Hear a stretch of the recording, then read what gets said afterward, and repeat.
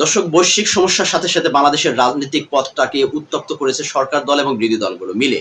এখন বাংলাদেশের রাজনীতির ভবিষ্যৎ কোন দিকে যাচ্ছে সেটা কিন্তু বলা মুশকিল। বাংলাদেশের রাজনৈতিক দলগুলো যে পথে হাঁটছে সেই পথটাকে আসলে অদূর ভবিষ্যতে কোথায় গিয়ে থামবে সেটা এখনো বিশ্লেষকরা গবেষণা করে খুঁজে পাচ্ছে না। তবে দুটি দল, সরকার দল এবং বিরোধী দলগুলো যেভাবে উত্তপ্ত হয়ে ছড়িয়ে পড়ছে, তাদের উত্তপ্তগুলো নানান জায়গায় নানানমুখী কর্মীদের থেকে শুরু করে সেন্ট্রালের নেতৃবৃন্দের মধ্যে যেভাবে ছড়িয়ে পড়ছে, আগামী দিনে বাংলাদেশের রাজনীতি কোথায় গিয়ে দাঁড়াবে সেটা এখন ভবিষ্যৎ বলা যাচ্ছে না। তবে খুবই খারাপের দিকে যাচ্ছে বাংলাদেশের রাজনীতি। আর এই রাজনীতির পিছনে অন্য কোনো রাজনীতি আছে কিনা সেটাও খতিয়ে দেখার চেষ্টা করছে অনেকেই।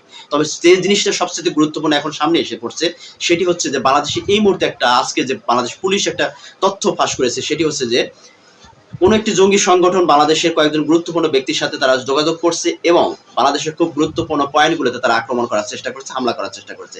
সেটা সংসদ ভবন থেকে শুরু করে পুলিশের বিভিন্ন পয়েন্টগুলো আছে সেখানে, এবং বিনোদন কেন্দ্র সহকারে গুরুত্বপূর্ণ যে বিভিন্ন প্রতিষ্ঠানগুলো আছে, সরকারি বেসরকারি যে সমস্ত প্রতিষ্ঠান আছে, সেখানে তারা হামলা করার একটা ছক তৈরি করে ফেলেছে।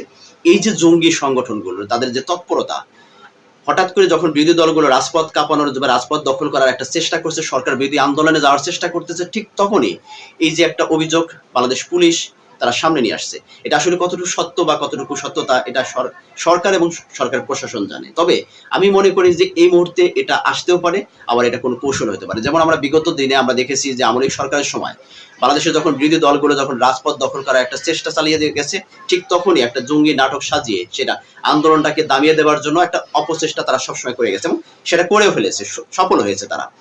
জঙ্গি নাটক পরবর্তীতে দেখা গেছে সেই সমস্ত জঙ্গি বলে বাংলাদেশের কোনো সংগঠন আদৌ কোনো তার অস্তিত্ব খুঁজে পাওয়া যায়নি। তবে বাংলাদেশে হঠাৎ করে আবার জঙ্গি সংগঠনের একটা মানে অস্তিত্ব বা জঙ্গি সংগঠনের একটা যে তার বিস্তার, সেটা আবারও সামনে আসছে। বাংলাদেশ পুলিশ ইতিমধ্যে বা গোয়েন্দা সংস্থারা তারা ইতিমধ্যে প্রকাশ করেছে যে ঢাকা শহর, বাংলাদেশের বিভিন্ন গুরুত্বপূর্ণ শহরগুলোতে এই জঙ্গি সংগঠনগুলো বিভিন্নভাবে তারা পয়েন্ট তৈরি করেছে, তারা সেখানে হামলা চালাইতে পারে। এই জন্য ঢাকা শহর পুরো নিরাপত্তার চাদরে ঘিরে ফেলেছে। এটা ভালো জিনিস। তবে কথা হচ্ছে যে হঠাৎ করে বাংলাদেশের রাজনীতিতে নিয়ে কেন এত উত্তপ্ত? এই রাজনীতির পিছনে অন্য কোনো রাজনীতি আছে কিনা, এই রাজনীতির পিছনে অন্য কোনো রাজনীতি কাজ করতেছে কিনা, এখন সেটাই প্রশ্ন। দর্শক, আমি ছোট্ট করে আমি এই ভিডিওটাকে মধ্যে একটি বলে দেওয়ার চেষ্টা করবো, বিশ্লেষণ করার চেষ্টা করবো যে আসলে এই মুহূর্তে বাংলাদেশের রাজনীতিতে পিছন থেকে কোনো একটি রাজনৈতিক শক্তি বা কোনো একটি গোষ্ঠী তারা কাজ করছে কিনা বাংলাদেশকে অস্থিতিশীল করার জন্য। দেখেন, আজকে আমাদের সংসদ বা আমাদের এই সরকার 3 মাস সময় অতিবাহিত করছে ইতিমধ্যে। এই 3 মাস সময়ের ভিতরে আমাদের সরকারের সফলতা ব্যর্থতা সেটা আপনাকে ভালো করে জানে। বৈশ্বিক সমস্যার সাথে সাথে বৈশ্বিক সমস্যার পাশাপাশি বাংলাদেশের যে নানান রকমের সমস্যা, সেই সমস্যাগুলোর এই সরকার তাদের নিজস্ব গতিতে সমাধান করার চেষ্টা করতেছে। এখানে সফলতা আছে, কিছুটা ব্যর্থতাও আছে। তবে সেই সফলতা বা ব্যর্থতার মধ্যেই বিরোধী শক্তিগুলো যেভাবে রাজপথকে যেভাবে তাদের নিজেদের দখলে নেওয়ার চেষ্টা করছে এবং সরকারকে যেভাবে বেকায়দায় ফেলানোর চেষ্টা করছে, সেই বেকায়দায় ফেলানোর মধ্য দিয়ে অপর কোনো শক্তি বাংলাদেশে ইন করতেছে কিনা, বাংলাদেশের রাজনীতি তারা প্রবেশ করার চেষ্টা করতেছে কিনা, এটা হয়তো বা সরকার এবং বিরোধী দল অনেকে বুঝে উঠতে পারতেছে না। কারণ আমরা জানি যে বাংলাদেশের সবচেয়ে গুরুত্বপূর্ণ বা সবচেয়ে শক্তিশালী একটা রাজনৈতিক দল হচ্ছে আওয়ামী লীগ। বিগত সরকারের সময় সেটা তার কার্যক্রম নিষিদ্ধ করেছে, সেই নিষিদ্ধ কার্যক্রম এখনো বলবৎ আছে। সেই আওয়ামী লীগ আবার পুনরায় ফিরে আসার জন্য নানানভাবে তারা চেষ্টা চালিয়ে যাবে, এটাই স্বাভাবিক, এটাই বাস্তবতা। তারা কৌশল অবলম্বন করবে। সেই কৌশলটা বর্তমানে সরকার দল এবং বিরোধী দলের মধ্যে যে উত্তেজনা ছড়িয়ে পড়ছে, সেই কৌশলটা কি সেই বিরোধী দলের বা সেই পিছন থেকে কোনো একটি রাজনৈতিক দল বা আওয়ামী লীগের সেটা কার্যক্রম করছে কিনা, বাস্তবায়ন করার লক্ষ্যে তারা পিছন থেকে কাজ করে যাচ্ছে কিনা, এখন এটাই হচ্ছে বাংলাদেশের রাজনীতিতে নানান রকমের প্রশ্ন জাগা দিয়েছে। যে আওয়ামী লীগ কি খুব শীঘ্রই বাংলাদেশে ফিরে আসছে? আওয়ামী লীগকে কি আর কখনো দামানো সম্ভব না বা ঠেকানো সম্ভব না? অনেকে বলার চেষ্টা করছে ঢাকায় অ্যাটাক করার জন্য আওয়ামী লীগ সহকারে বিভিন্ন তার সহযোগী সংগঠনগুলো বিভিন্নভাবে চেষ্টা করে যাচ্ছে। হুট করে দেখা যাবে যে কোনো এক সময় ঢাকায় অ্যাটাক হয়ে গেছে। কারণ প্রশাসনিকভাবে এখনো বাংলাদেশের যে বর্তমান সরকার, প্রশাসনকে সেভাবে নিয়ন্ত্রণে তারা নিতে পারেনি, বা প্রশাসন এখনো নিরপেক্ষভাবে এখনো প্রশাসন কাজ করছে না। কারণ এই প্রশাসনের ভিতরে গত 17 বছরের শাসন আমলের যে সরকার ছিল, সেই সরকারের প্রশাসন এখন পর্যন্ত এই সরকারের বলবৎ আছে। যার কারণে এই যে এই সন্দেহটা কিন্তু ফেলে দেবার মতো না যে যে কোনো সময় বাংলাদেশে আওয়ামী লীগ ঢাকা সহকারে বিভিন্ন শহরগুলোকে অ্যাটাক করতে পারে। কারণ এই তৎপরতা তারা কিন্তু চালিয়ে যাচ্ছে। এটা কিন্তু ফেলে দেওয়ার মতো না। দর্শক, আপনারা মনে করতে পারেন এটা একটা ভুয়া নিউজ বা ভুয়া তথ্য হতে পারে, কিন্তু আসলে সন্দেহটা কিন্তু একদম কিন্তু ছোট করে দেখার মতো কারণ না। কারণ হচ্ছে বর্তমানে যে বাংলাদেশের যে বিরোধী দল জামাতের নেতৃত্বাধীন যে সমস্ত বিরোধী দলগুলো আছে তারা যেভাবে এই জুলাই সনদটাকে সামনে নিয়ে এসে যেভাবে সরকার বিরোধী আন্দোলনে তারা যেভাবে নিজেদেরকে বিলিয়ে দেওয়ার চেষ্টা করতেছে এবং সরকারকে বেকায়দায় ফেলানোর চেষ্টা করতেছে, তারা নিজেরাও হয়তো ভুলে গেছে যে আজকে যে সরকার এবং যে বিরোধী দল একটা সময় দুটি দল একত্রিত হয়ে বিগত আমলি সরকার তারাকে বিতাড়িত করেছে।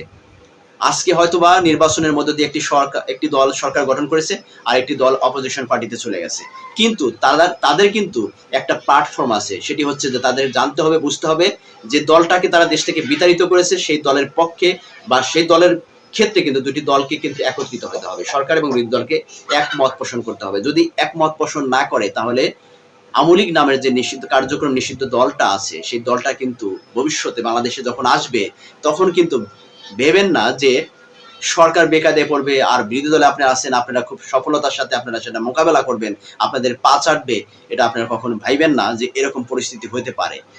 আওয়ামী লীগ যদি বাংলাদেশে একবার ইন করে, সেটা সরকার দল বর্তমান বিএনপি এবং জামাত এনসিপি কারোর কপালে মানে খুব ভালো একটা অবস্থান আছে সেটা কিন্তু আপনারা মনে করতে পারবেন না। কারণ বাংলাদেশের রাজনীতিতে উত্থান পতনের রাজনীতি এটা আমরা দেখতে দেখতে এখন পর্যন্ত এই পর্যন্ত আসছি।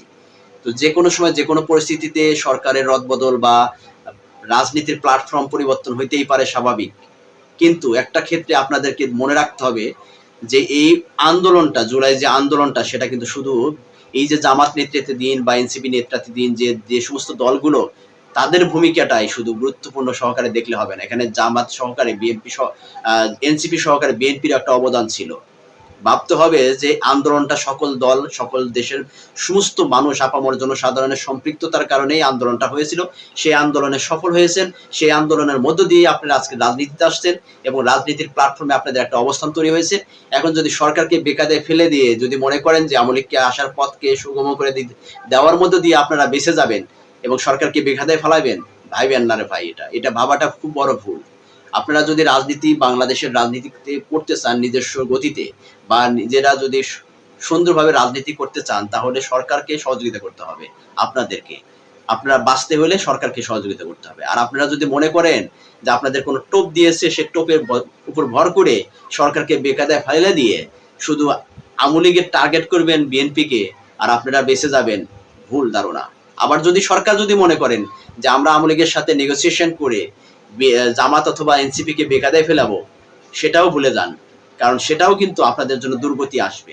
কারণ আওয়ামী লীগ আপনাদেরকে সহজেই ছেড়ে দেবে, এই জিনিসটা মানে ভাবা বা স্বপ্ন দেখাটা ভুল।